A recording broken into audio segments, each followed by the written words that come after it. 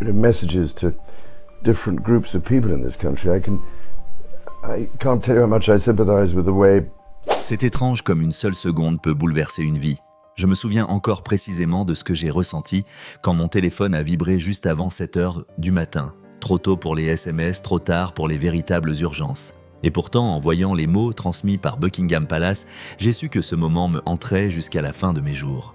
L'explication était froide, chirurgicale, sans la moindre nuance, une restructuration de mon rôle, effective immédiatement nécessaire à la stabilité et au bon fonctionnement de la couronne. Comme si j'étais devenu une force perturbatrice au sein d'un système que j'avais soutenu, défendu et où j'avais enfin trouvé ma place pendant des décennies. Tandis que le monde était secoué par ces 73 mots, j'ai senti mon souffle se couper, comme si quelque chose en moi s'était éteint. J'avais toujours su que le pouvoir au sein de la monarchie est fragile, que rien n'est jamais acquis, même lorsqu'on porte le titre de reine. Mais je n'aurais jamais imaginé me réveiller un matin et découvrir que mon rôle, ma contribution, mon identité au sein du palais avait été si brutalement et définitivement anéantie. C'était comme si toute l'institution dans laquelle j'avais passé des années à évoluer avec tant de soin avait expiré, comme si j'étais une feuille qui tombait enfin d'une branche à laquelle elle n'avait jamais vraiment appartenu. En fixant mon écran, j'éprouvais un étrange mélange d'irréalité et de lucidité implacable. Ce n'était pas un malentendu, c'était une affirmation, et elle était irréversible. Ce qui m'a peut-être le plus frappé, c'était l'heure. 6h51. Une heure où le monde est encore à moitié endormi, où les décisions ne sont jamais rendues publiques, à moins d'être urgentes, gênantes ou explosives. Cela suggérait la précipitation, comme si Charles n'avait pas pu attendre que le soleil soit complètement levé avant de prendre ses distances avec moi. Le silence qui planait derrière ces mots, à cet instant précis, était plus éloquent que n'importe quel discours public que j'ai jamais entendu. Un silence qui disait « Il fallait que cela se fasse maintenant. Il n'y avait pas de temps à perdre. » Et je me suis demandé que s'était-il passé, à huis clos, pour justifier une telle urgence. Quelle discussion, quelle pression, quelle crainte avaient conduit à une décision qui allait bouleverser une vie avant même que des millions de personnes ne soient réveillées. Mes pensées se sont tournées vers les derniers mois, vers ces moments où je cherchais encore à comprendre ce qui clochait dans la relation entre Charles et moi. Je l'avais senti se replier sur lui-même, non pas dans un conflit ouvert, mais dans de brefs silences de ce qui s'éternisait, dans des réunions qu'il annulait d'un « je suis fatigué » sans la moindre explication. Mais je n'avais jamais soupçonné que ce retrait annonçait une décision qui semblait me chasser non seulement du cercle du pouvoir, mais aussi de son intimité. Parfois, je me demande si ce déclin n'a pas commencé plus tôt que je ne voulais l'admettre, à l'automne, lorsque Charles a annulé les réunions matinales pendant 3 jours d'affilée et que je l'ai vu arpenter le palais avec une sorte de pesanteur indescriptible. Et je me suis demandé, étais-je aveugle ou avais-je simplement refusé de voir ? Quand j'ai appris par la suite que la déclaration avait été relayée dans le monde entier en quelques secondes, j'ai ressenti une nouvelle douleur lancinante. Les présentateurs de journaux télévisés parlaient à la hâte de mon avenir, de mon rôle limité, comme si je n'étais qu'une fonction qu'on pouvait simplement déconnecter au moindre dysfonctionnement du mécanisme censé façonner la monarchie. Dans la rue, dans les trains, dans les cafés, les gens lisaient ces mots, alors que j'essayais encore de les comprendre. J'ai entendu dire qu'aux États-Unis, la première diffusion en direct avait été interrompue au bout d'1 minute. Tout le monde se demandait ce qui s'était passé, comment on en était arrivé là, ce que cela signifiait pour la monarchie. Mais personne ne s'est demandé ce que cela signifiait pour moi, pour la femme qui avait porté ce titre et qui se retrouvait désormais dans un no man's land entre présent et insignifiant. Le moment le plus douloureux de cette matinée n'était peut-être pas l'annonce elle-même, mais la prise de conscience que j'étais la seule à en être informée. Aucun murmure préalable, aucun avertissement, aucun mot gentil de Charles pour me préparer. Juste un SMS, froid, formel, inévitable. Et tandis que cette réalité s'imprégnait en moi, une autre évidence s'imposait. Cette décision n'était pas impulsive, elle n'avait pas été prise à la dernière minute. Elle avait été préparée, discutée, mûrement réfléchie. Ces 73 mots n'avaient pas été prononcés à la légère. Ils étaient le fruit de conversations auxquelles je n'avais pas participé, des conversations qui apparemment avaient déjà décrété que je n'étais pas un pilier de force, mais une source d'instabilité à corriger. Et tandis que les mots que je venais de lire se répandaient à travers le monde comme portés par le vent, je sentais le rôle que j'avais mis des années à façonner m'échapper peu à peu. Mes mains tremblaient lorsque je reposais mon téléphone. Non pas de colère, mais sous l'effet d'un profond sentiment de déracinement, l'impression que tout ce que j'avais construit, notre présence publique, ma contribution à la stabilité de Charles, les efforts que j'avais déployés pour normaliser ma présence, étaient soudainement devenus insignifiants. Je repense souvent à ce moment-là, à ce que j'ai ressenti en étant confronté à cette question « Que reste-t-il de vous ?» lorsque le titre, la position, la place auprès du roi vous sont enlevés. Ce matin-là, non seulement j'ai perdu mon poste, mais j'ai aussi dû pour la première fois admettre que je devais me redéfinir sans que personne au palais ne semble plus savoir qui j'étais vraiment. Quand je repense aux mois qui ont précédé ce matin fatidique, je les vois maintenant comme une succession de changements subtils de petites fissures dans les fondations que je n'osais pas interpréter à l'époque comme les signes d'un danger plus grand. Mais avec le recul, elles forment un schéma d'une clarté presque douloureuse. Tout a commencé en septembre, lorsque Charles a annulé 3 réunions matinales consécutives. Il a dit qu'il était fatigué, que l'automne était plus difficile que prévu, qu'il avait juste besoin de quelques jours de calme. Je l'ai cru car j'ai toujours cru le connaître pouvoir déchiffrer les nuances subtiles de sa voix. Mais à mesure que les annulations s'accumulaient, j'ai commencé à ressentir une boule au ventre inexplicable.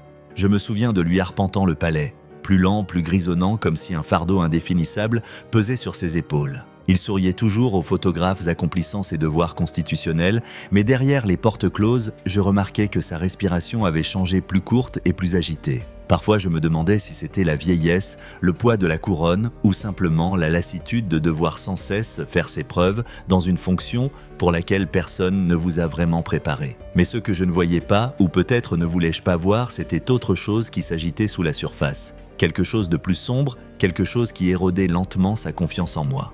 Alors que Charles se retirait, je me suis retrouvé de plus en plus impliqué dans les aspects opérationnels du palais. Non par ambition, mais par nécessité. Je constatais que personne ne s'en occupait, que les réunions manquaient de direction et que la communication n'était pas optimisée. J'ai donc comblé les lacunes. Je pensais être utile, je pensais le soulager. Mais apparemment, le reste du palais voyait les choses tout autrement. Rétrospectivement, je comprends que leur regard était influencé par un prisme qui m'échappait, celui de la tradition, de la hiérarchie, de la méfiance envers le changement et peut-être même la crainte que je tente d'usurper un rôle qui ne m'était pas destiné. J'entendais des chuchotements dans les couloirs que j'avais parcourus des années durant sans entrave, de petites remarques sur des réunions informelles, des questions sur les raisons de mes suggestions, des froncements de sourcils quand j'évoquais les horaires ou les changements de personnel.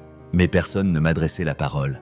J'étais comme une ombre invisible à l'œil nu que l'on ne remarquait que sous la lumière. Peu à peu, j'ai compris que certaines loyautés au sein du palais étaient immuables, qu'elles ne s'adaptaient pas, mais se sclérosaient, et que ma présence avait toujours été pour certains un rappel gênant d'une histoire qu'ils auraient préféré oublier. Il y a eu des moments où j'ai tenté de renouer le contact, de réparer les dégâts, de montrer que je servais le même objectif, la stabilité, la continuité, une monarchie moderne.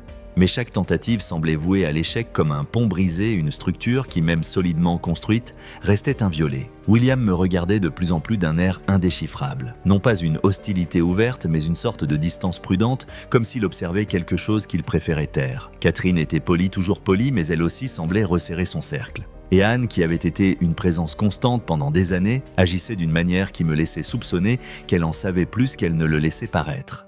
Ce qui me blessait le plus, c'était Charles lui-même. Il me parlait moins, non pas moins gentiment, mais moins pleinement. Comme s'il retenait une partie de ses pensées, comme s'il était préoccupé par des considérations auxquelles je n'avais plus accès. C'était un retrait à peine perceptible, mais je le ressentais moi qui avais partagé sa vie pendant des décennies. Parfois le soir, il restait assis en silence plus longtemps que d'habitude, le regard perdu dans le vide. Il disait penser à des projets aux affaires d'État à sa mère. Mais quand je m'asseyais à côté de lui et que je lui demandais ce qui le tracassait vraiment, il se contentait d'un faible sourire et disait qu'il était fatigué. Ces mots qui avaient commencé comme une explication se sont peu à peu transformés en un mur. En novembre, j'ai constaté que je ne participais plus aux conversations que je considérais comme faisant partie intégrante de mes fonctions. Les préparatifs de Noël, normalement un travail d'équipe, étaient discutés sans que je sois au courant des disponibilités de chacun. J'ai appris par un membre du personnel que le message du discours de Noël pourrait être modifié à un sujet auquel j'aurais normalement été pleinement impliqué. J'avais l'impression que certaines parties du palais se réorganisaient autour de moi d'une manière que je ne comprenais pas, comme si l'on construisait une structure dont je n'étais plus un pilier. Je ne prétends pas avoir été irréprochable. J'ai peut-être cherché à trop corriger, à trop moderniser, à me prémunir de trop près contre les erreurs que j'avais pu observer au sein de l'institution. Mon désir de contribuer m'a peut-être aveuglé quant à la façon dont les autres interprétaient mes actions. Mais je ne m'attendais pas à ce que mes efforts sincères et sans arrière-pensée soient perçus comme une menace. La fragilité de la situation ne devint véritablement manifeste que lorsque les membres les plus anciens du personnel, ceux qui avaient travaillé sous Élisabeth, commencèrent à m'éviter. Non pas par hostilité, mais de façon mesurée, un professionnalisme sans chaleur humaine, une politesse sans confiance. C'était comme si je leur rappelais une anomalie au sein du système, quelque chose qui ne s'accordait pas avec leur tradition de service. Et parfois je me demandais, mon rôle était-il voué à l'échec dès le départ parce que je serais toujours perçue comme une étrangère ? Cette question me taraudait sans cesse, d'autant plus que je pressentais que la réponse avait depuis longtemps été façonnée non par moi, mais par d'autres. Pourtant, je continuais d'espérer que Charles, qui je le croyais, me voyait tel que j'étais, vraiment me protégerait des critiques latentes au sein du palais. Mais à mesure qu'il se faisait plus silencieux, plus las, et de moins en moins disposé à résister aux forces invisibles, je commençais à craindre qu'il ne soit submergé, non seulement par son rôle, mais aussi par la pression qui montait de l'intérieur. Une pression dont j'étais consciemment ou inconsciemment devenu le centre. L'automne devint ainsi une période de déclin lent et silencieux que je ne pus pleinement comprendre que lorsque je fus confronté à l'inévitable question « Quand quelqu'un commence à vous exclure de son monde professionnel, combien de temps faut-il avant qu'il ne vous exclue également de son monde personnel ?» C'était une question qui allait me tenir éveillé pendant de nombreuses nuits à venir.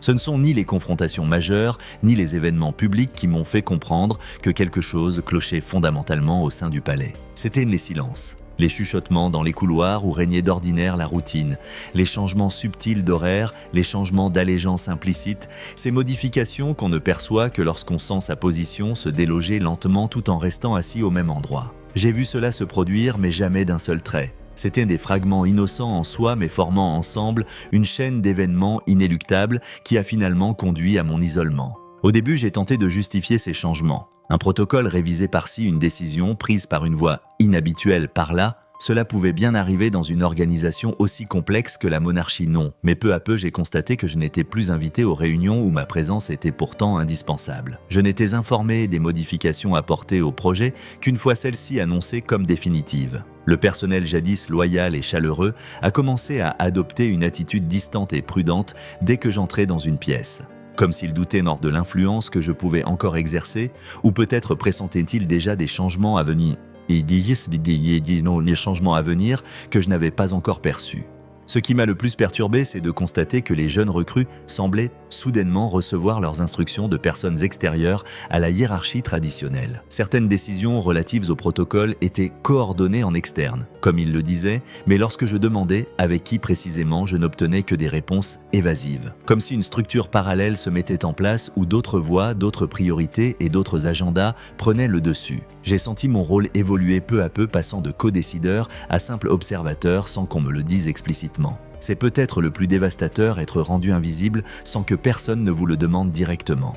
La première fois que j'ai vraiment compris qu'un changement était en cours, c'était lors d'une séance de préparation du jour du souvenir. Comme toujours, je voulais examiner attentivement les préparatifs. Non pas pour imposer mon point de vue, mais parce que je croyais sincèrement au symbolisme de cette journée et que je savais combien de détails précis y étaient liés. À ma grande surprise, plusieurs décisions avaient déjà été prises avant même mon arrivée. La tradition entourant certaines compositions florales avait été modifiée. L'ordre d'entrée à la cérémonie commémorative avait été subtilement altéré. Une légère nuance dans le protocole, certes, mais d'une importance symbolique immense. Lorsque j'ai demandé pourquoi ces changements avaient été apportés, j'ai reçu une explication peu convaincante concernant la logistique.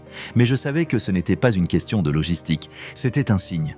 Un avertissement même. J'entendais de plus en plus de commentaires sur mon implication ou mon influence, mais jamais de la part de personnes qui s'adressaient directement à moi. C'était des phrases aussi prononcées comme par hasard, mais trop bien placées pour être innocentes. « Il faut des limites claires », a dit quelqu'un un jour me croyant hors de portée de voix. On ne peut pas toujours improviser en fonction de ses préférences personnelles, ai-je entendu un autre jour. Ces mots me piquaient comme des piqûres d'épingle dans le dos.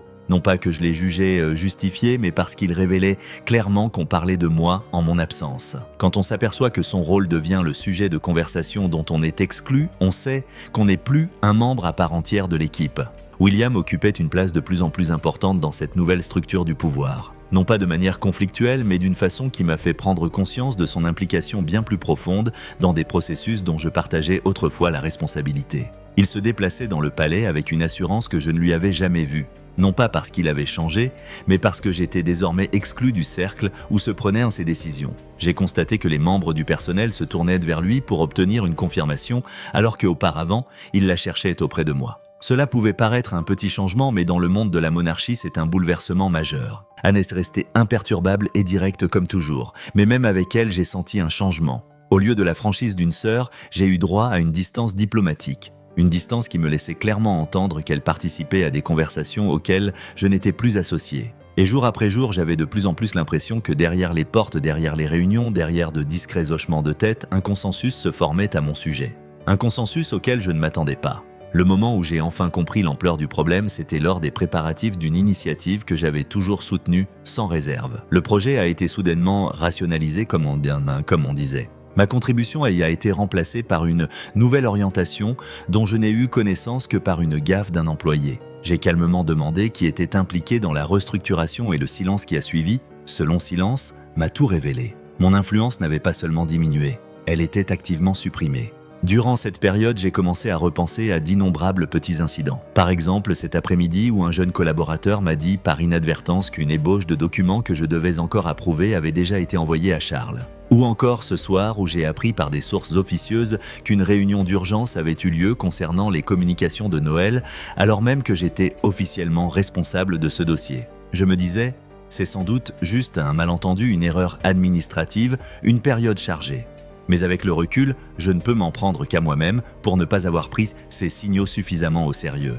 Le plus douloureux peut-être durant toute cette période n'était pas tant mon exclusion que le fait qu'on ne m'ait jamais consulté. Personne ne m'a dit « Camilla, nous vous demandons de prendre du recul ».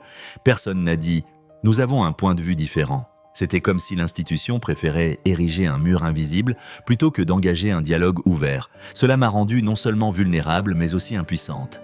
Car comment combattre un adversaire invisible? Comment défendre son rôle quand personne n'admet le démanteler? Parfois je restais éveillé la nuit et je me demandais, ai-je jamais vraiment maîtrisé ma position ou n'était-elle que tolérée temporairement jusqu'à ce que l'institution n'ait pas de meilleure option? Et une fois que cette question a germé, je n'ai pas pu m'en débarrasser.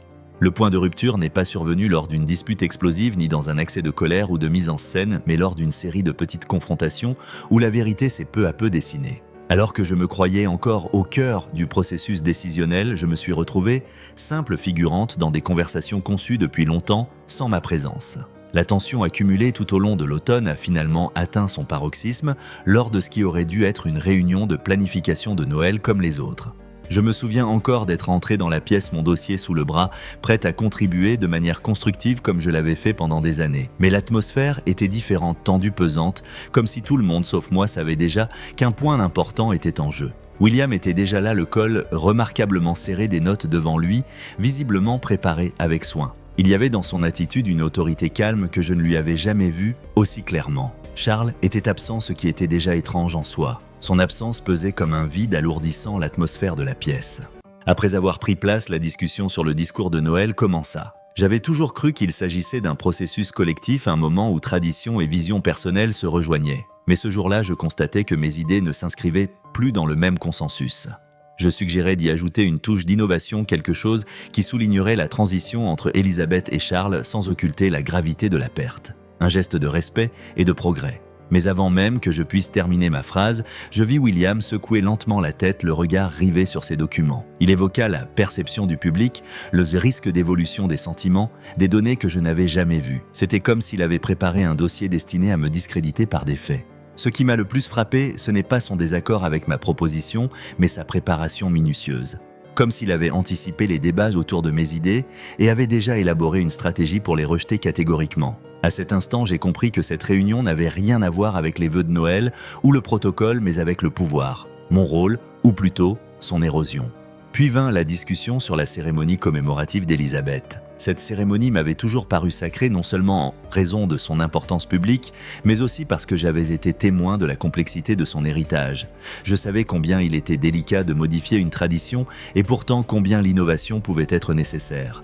Mais une fois de plus, mon avis me parut superflu. Soudain, des changements de concept semblaient déjà s'opérer, de subtils changements dans l'ordre, le texte et le symbolisme. Lorsque je demandais qui avait mis en œuvre ces changements, tous les regards se tournèrent vers William. Et William consulta ses papiers. J'ai senti mon cœur s'emballer, une douce chaleur me monter aux joues, non pas de colère, mais de prise de conscience. Quelque chose se tramait, quelque chose qui ne pouvait plus être dissimulé. L'équilibre des pouvoirs avait basculé et je n'étais plus au centre mais à la périphérie. J'ai compris que ma présence à cette réunion n'avait plus qu'une fonction symbolique. Quand j'ai finalement demandé si Charles avait approuvé ces changements, un silence éloquent s'est installé. William a répondu froidement que « Père est ouvert à d'autres optimisations » et qu'il est disposé à examiner différentes options. Cette phrase m'a transpercé comme un couteau. C'était la description factuelle de ce que je pressentais déjà. Les décisions qui relevaient auparavant de la responsabilité de Charles étaient désormais préparées, analysées et finalisées ailleurs, avant même qu'il ait eu l'occasion de les examiner pleinement. et dans ces ailleurs, mon nom n'apparaissait plus.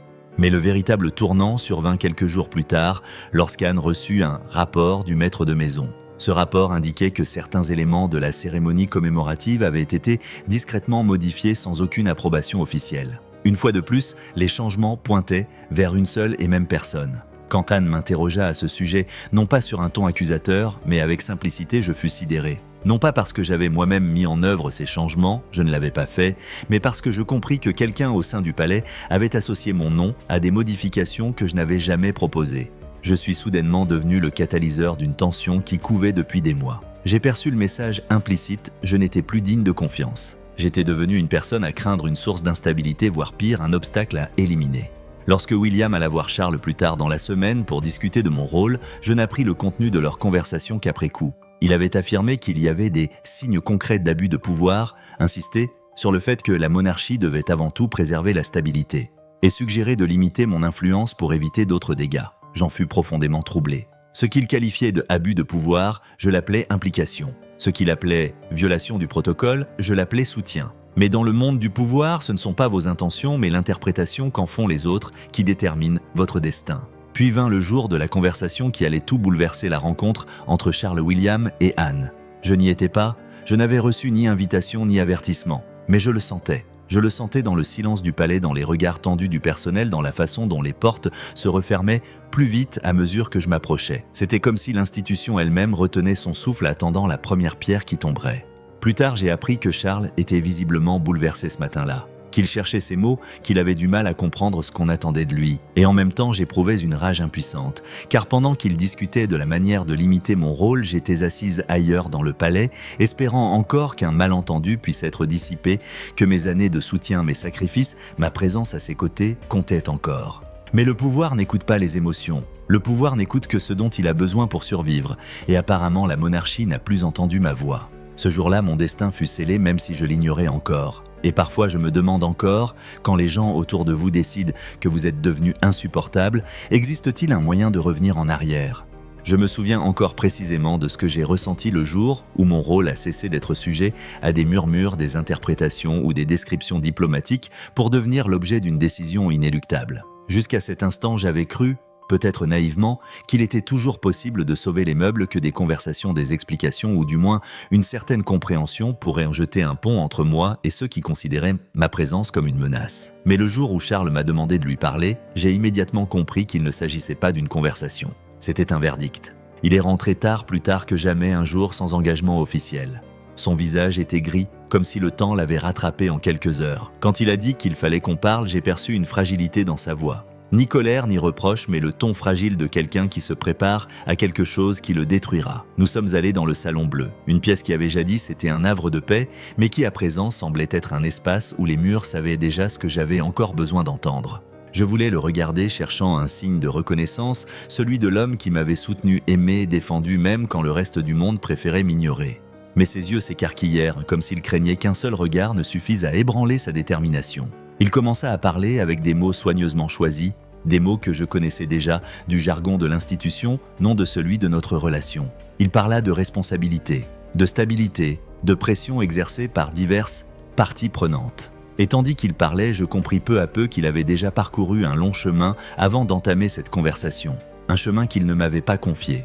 Il a dit que mon rôle devait être ajusté, réduit en réalité, même s'il n'a pas employé ce terme. Il a affirmé qu'il était essentiel que je me retire du cœur opérationnel du palais, que mon implication aussi bien intentionnée fût-elle semait la discorde, que sa position voire sa santé était menacée par les tensions apparues. Et lorsqu'il a précisé avoir pris cette décision en concertation avec William et Anne, j'ai eu l'impression que le sol se dérobait sous mes pieds. Car cette simple phrase a tout éclairé, il ne s'agissait pas d'une décision personnelle, mais d'une décision institutionnelle. Un verdict rendu par un système qui a toujours été plus puissant que les individus qui le composent. Je voulais dire quelque chose. Une protestation, une question, un rappel des années passées à ses côtés. Non pas comme une force politique, mais comme un soutien, un partenaire, comme quelqu'un qui le connaissait mieux qu'aucun conseiller ne l'aurait jamais fait. Mais j'ai senti ma gorge se serrer. Car tandis que je cherchais mes mots, je savais qu'aucune phrase ne pourrait changer l'inévitable. Quand il a annoncé que le communiqué serait diffusé le lendemain matin à 6h51, j'ai eu le souffle coupé. Cette précision, Cette froide formalité, cette heure du crépuscule comme pour empêcher toute émotion de s'emparer du monde avant même que la nouvelle ne soit connue. J'ai alors compris que la décision avait été prise bien avant qu'il ne me parle. J'étais le dernier maillon d'une chaîne déjà bouclée. Plus tard, j'apprendrai comment William et Anne avaient agi à l'époque. Comment ils avaient exprimé leurs inquiétudes, comment ils avaient examiné les accords, comment ils avaient rassemblé des documents destinés à démontrer que j'outrepassais mes fonctions. J'ignore leur contenu, je n'en connais que les faits. Quand les personnes au pouvoir estiment que votre influence pose problème, toute initiative devient une erreur et toute contribution une menace. C'est ainsi que fonctionnent les institutions. Et dans cette logique, je n'étais plus un partenaire mais un élément à neutraliser. Après ma conversation avec Charles, j'ai parcouru les couloirs du palais comme hébété. La lumière vacillait sur le marbre, les voix étouffées par les boiseries. Tout me paraissait à la fois familier et hostile, comme si je déambulais dans un décor que j'avais mis des années à construire, mais qui s'avérait soudain être en carton. Le personnel m'a salué comme toujours, mais je le voyais bien, une légère tension dans leurs épaules, une anticipation dans leurs yeux. Ils savaient déjà. Peut-être pas tous les détails, mais suffisamment. Et puis cette nuit-là, le vide s'est installé. Assise au bord de mon lit, tout habillé, je contemplais les reflets scintillants de Londres par ma fenêtre. Une ville qui ignorait tout de la perte de son statut de reine consort sous la lune. Je ne ressentais ni colère ni peur. Ce que j'éprouvais, c'était quelque chose d'inédit, un déracinement. Non pas physique, mais existentiel. Qui étais-je sans ce rôle? Qui étais-je quand le monde ne me voyait plus comme l'épouse du roi, mais comme une figure marginalisée, une reine sans fonction royale? Quand j'ai appelé mes enfants, quelque chose s'est brisé en moi. Leurs voix, d'abord inquiètes puis choquées, m'ont ramené à une humanité profonde que la monarchie étouffe parfois. Leurs réactions m'ont fait prendre conscience à quel point je m'étais éloigné d'une vie où les émotions pouvaient s'exprimer librement. Et leur chagrin a rendu le mien tangible pour la première fois. Finalement, ce soir-là, la question que je n'avais jamais osé poser est arrivée. Si une institution peut vous déposséder de votre rôle, peut-elle aussi définir qui vous êtes ? Et à ce moment-là, pour la première fois, j'ai senti que je devais peut-être réapprendre à exister, non pas comme une reine, non pas comme un époux, mais comme une femme qui avait perdu ses repères. Le lendemain de l'annonce, j'eus l'impression de me réveiller dans un monde à la fois silencieux et en ébullition. Moins de 2 heures après la publication, l'information avait déjà circulé sur tous les canaux, tous les écrans, et toutes les voix s'adressant à la monarchie avaient fait le tour du monde. Je n'avais même pas besoin de consulter mon téléphone pour savoir ce qui se passait. Une tension électrique régnait à Clarence House, comme si les murs eux-mêmes pressentaient que leur occupante était réduite à un titre sans pouvoir, un nom sans fonction. Je me levai, me dirigeai vers le miroir et vis une femme que je reconnaissais, mais dont l'identité en dehors de cette institution m'était désormais étrangère. Mon téléphone vibrait sans cesse. Message après message, journalistes, amis, connaissances, éloignés même des inconnus qui avaient noté mon numéro. Chacun avait un avis, une attente, une question. Certains présentaient leurs condoléances, d'autres spéculaient déjà sur mon avenir. Le plus étrange, c'était que presque personne ne me demandait comment j'allais. C'était comme si le monde me voyait comme un personnage d'une pièce de théâtre et non comme un être humain en deuil, perdant ce qui avait presque été l'œuvre de toute une vie. Je n'avais même pas encore déjeuné que la vérité m'a frappé. Il ne s'agissait pas seulement d'une humiliation professionnelle, mais d'une remise en cause de mon identité. Pendant des années, j'avais fait mes preuves jour après jour, non par soif de pouvoir, mais parce que je croyais que mes efforts comptaient. Pour Charles, pour l'institution, pour la stabilité d'une monarchie constamment tiraillée entre tradition et modernité. Mais à présent, il m'était clairement signifié que ma contribution était jugée non seulement superflue, mais nuisible. Qu'est-ce que cela révèle de tout ce que je croyais avoir construit ? À midi, je sentis quelque chose se briser en moi. Non pas une grande explosion émotionnelle, mais de petites fissures silencieuses qui étaient là depuis l'automne. En me dirigeant vers la chambre où Charles et moi avions passé tant de soirées, mes jambes s'alourdirent. Je dus m'appuyer contre le mur, non par faiblesse physique, mais parce que mon esprit refusait d'avancer. Et là, dans cet étroit couloir, la réalité devint insupportable. Moi, la femme qui avait été pendant des années aux côtés de l'homme qui était maintenant roi, j'étais apparemment devenu un fardeau pour l'institution à laquelle j'avais tant adhéré. Plus tard, j'ai appris que les membres du personnel étaient paralysés en me découvrant dans cet état. Je crois qu'ils ne savaient pas s'ils devaient m'aider ou partir. Peut-être ont-ils compris à ce moment-là qu'une décision qui ne les avait jamais touchés pouvait plonger une personne dans le désespoir. Après tout, que reste-t-il du pouvoir lorsqu'on le perd? Que reste-t-il de la dignité lorsque votre rôle dans la vie publique est anéanti en quelques phrases?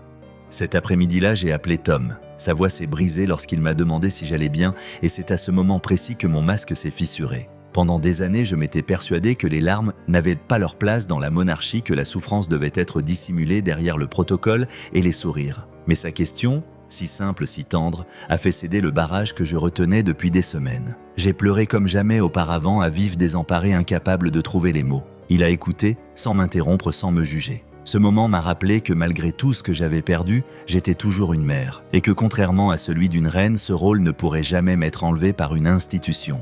À la tombée du soir, un vide intérieur m'envahit inexplicable. Ce n'était ni colère, ni tristesse, ni peur. C'était un silence absolu, comme si mes émotions étaient épuisées. De la fenêtre de ma chambre, je contemplais la ville. Londres restait là, indifférente à l'effondrement de mon monde. Et quelque part, je ressentais un étrange détachement. Avais-je jamais vraiment fait partie de cette ville, ou n'étais-je qu'un simple passant dans une histoire qui n'avait jamais été écrite pour moi ? Dans les jours qui suivirent, je constatais que le monde ne se demandait pas comment j'allais m'en sortir, mais seulement ce que j'allais devenir. Un symbole sans but. Une épouse recluse. Une simple note de bas de page dans un chapitre historique davantage consacré à William et Anne qu'à moi. Les médias scrutaient le moindre de mes faits et gestes, comme s'ils voulaient voir à quelle vitesse on pouvait chuter une fois que le palais avait décidé que son heure était venue. Charles a essayé de me contacter durant les premiers jours. J'ai entendu ses pas à la porte, j'ai vu ses appels manquer, mais je n'arrivais pas à affronter la situation. Non pas par colère, mais par une sorte de douleur existentielle. Comment parler à quelqu'un qu'on aime quand sa signature a fait s'écrouler votre monde ? Je savais qu'il souffrait. Je savais que cela lui coûtait bien plus qu'il ne le montrerait jamais. Mais ma propre douleur était trop vive pour que je puisse lui prêter attention. Le reste de la famille sembla reprendre ses rôles avec une aisance naturelle. C'était comme si le palais s'était collectivement allégé d'un fardeau, comme si mon départ avait rétabli la stabilité. Et peut-être était-ce le cas. Peut-être ma présence était-elle effectivement devenue une menace pour une institution qui a toujours eu du mal à s'adapter au changement. Peut-être sans le vouloir étais-je une vaguelette dans une structure qui ne peut exister que dans un silence immuable. Mais ce qui me taraudait, c'était ceci. Que devient une femme lorsque son rôle dans la vie publique se résume à 73 mots lancés au monde avant l'aube ? Et même plus profondément, puis-je me réinventer lorsque l'institution qui m'a défini a décidé que je n'étais plus nécessaire ? Dans ces questions, j'ai trouvé une sorte de commencement étrange. Pas d'espoir, pas encore. Mais les premiers contours d'une nouvelle histoire, non plus écrite par des protocoles, mais par moi-même aussi brisée que je fusse à ce moment-là.